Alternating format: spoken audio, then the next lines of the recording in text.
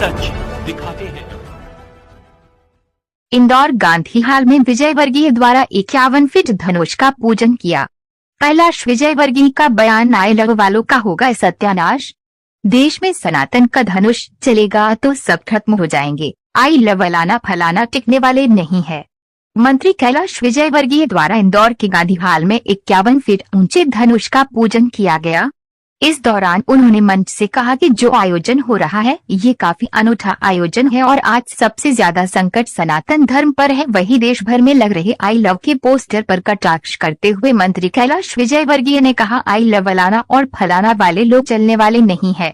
लोग सनातन पर चोट कर रहे हैं और जिस दिन सनातन का धनुष चल गया तो उन सब का सत्यानाश हो जाएगा। अच्छे रावण का सत्यानाश हो गया है, इसलिए हमारे सनातन धर्म की रक्षा करने के लिए हमेशा आगे आना चाहिए।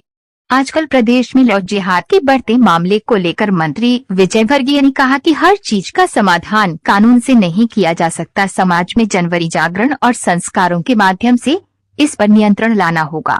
हमें अपने बच्चे को अच्छे संस्कार देने चाहिए, क्योंकि जब बच्चे गलत राह पर जाते हैं तो उन्हें केवल संस्कार ही रोक सकते हैं। यह संस्कार परिवार, स्कूल और कॉलेज से मिलते हैं। इस दौरान मंत्री कैलाश विजय वर्गीय ने मंच से सिर पर मुकुट, एक राम भजन भी गया। तो ये बहुत एक अनूठा आयोजन है अपने आप में। इस आयोजन में सबसे बड़ी बात है कि आयोजन सब करते हैं, पर जनता को जोड़ना ये एक बहुत बड़ा काम है। और जनता को एक छोटी सी पुस्तक देकर राम नाम लिखो और इस आंदोलन से जोड़ो। ये सनातन का प्रतीक है। आज सबसे ज्यादा संकट है तो सनातन धर्म पे है। लोग सनातन पे चोट कर रहे हैं। पता नहीं आए लो फलाना, आए लो फलाना, आए लो फलाना, आए लो फलाना, या आए लो फलाना फलाना वाले लोग इस देश में चलने वाले नहीं है।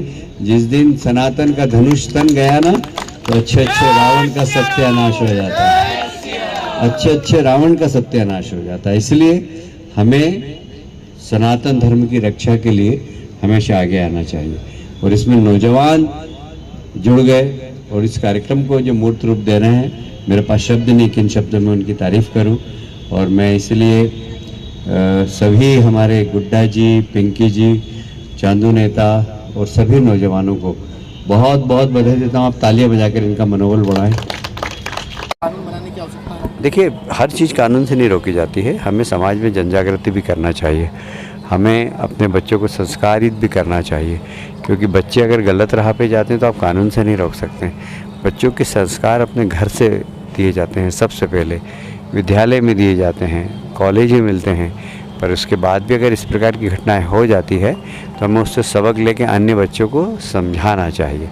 मैं समझता हूँ कि सभी चीज़ के लिए कानून बने ज़रूरी नहीं। हमारे यहाँ तो ये कानून अभी चलने लगा है। 1000 साल पहले का आप यदि भारत की संस्कार, संस्कृति, सामाजिक व्यवस्था देखें तो कोई कानून नहीं था। पंच परमेश्वर, गांव के 5 लोग जो बोलते थे वो ईश्वर की वाणी कही जाती थी। कोई लिखित संविधान नहीं था भारत के अंदर, क्योंकि हम लोग समाज ही हमारा इतना संस्कारित था कि लोग बड़ों के सामने पान नहीं खाते थे, बड़ों के सामने सिगरेट नहीं पीते थे। अब धीरे धीरे आधुनिकता के कारण ये सब चीज़ें हो रही है, पर ठीक है, इसका भी हम सामना करेंगे और सनातन को कमज़ोर नहीं होने देंगे, भले ही कितनी भी कोई कोशिश करे। सनातन सनातन है। सनातन का मतलब ही है कि चिरंतर चलने वाला, चेरेवती चेरेवती। आज तक कभी सनातन समाप्त नहीं हुआ। और सनातन की शुरुआत कब से हुई है ये भी अभी लोगों को पता नहीं। 5000 साल का तो इतिहास हमें पता है, पर उससे भी पहले से सनातन परंपरा प्रारंभ है। तो सनातन कभी समाप्त नहीं हो सकता। पर हाँ, कुछ लोग इसकी तरफ वक्री दृष्टि से देखते हैं, उनकी दृष्टि हम भेदन करके और सनातन का झंडा हमेशा देश के अंदर गाड़ेंगे।